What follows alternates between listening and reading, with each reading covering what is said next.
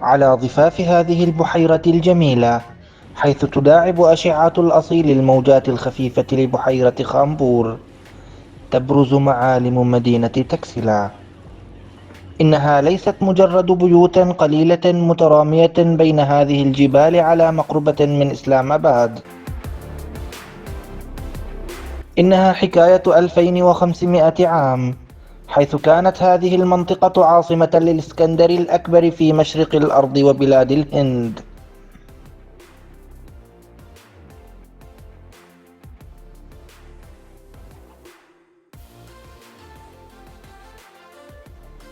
أهل المدينة هنا لا يزالون يذكرونه، ومتحف المدينة يضم قبرا يقال إنه لحصان الإسكندر المقدوني.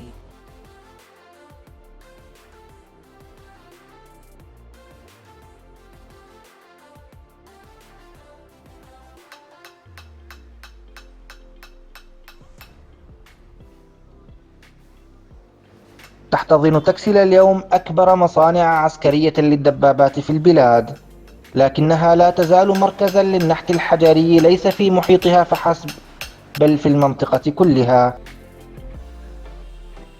يعمل أهل المدينة هنا على قارعة الطريق في نحت الصخور للحفاظ على إرث المدينة، رغم أن هذه المهنة المضنية لم تعد تسد رمقهم. मोहम्मद वसीक है काम पे तकरीबन एक कारीगर के 2-2.5 दिन लग जाते हैं। 2-2.5 दिन में एक पीस तैयार हो जाता है। ये पहले ये फूल वगैरह ये ना ये पहले कलम से मार्कर से पेन से ये मार्किंग होता है। उसके बाद जो है ना जो रफ काम होता है वो ग्राइंडर वगैरह से करते हैं, ब्लेड से मशीन से। उसके बाद हाथ से होता है।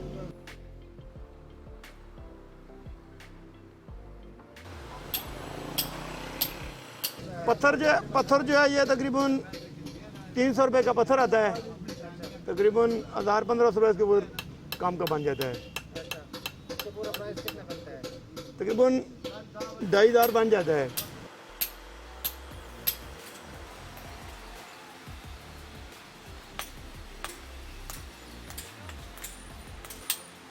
لا يقتصر النحت هنا على القبور التي نراها، بل يتعداه إلى النوافير وواجهات القصور والنوافذ والحدائق والأجران والمجسمات، وكثير من مستلزمات الحياة اليومية، وحتى قطع الألعاب والسماعات وقطع الشطرنج.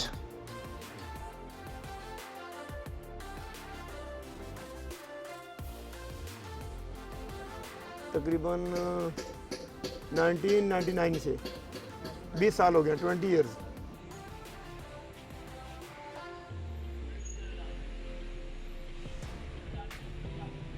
تتطور المنطقة بسرعة مع حمى التكنولوجيا وسباق التسلح، لكن محمد وثيق ورفاقه يقولون أنهم سيظلون يشتغلون هنا على قارعة الطريق ليحافظوا على إرث تكسلا ومملكة قندهارا، وتكون تحفهم هذه ذات الدولارات القليلة إرثا وتاريخا للقادمين في مستقبل الأيام.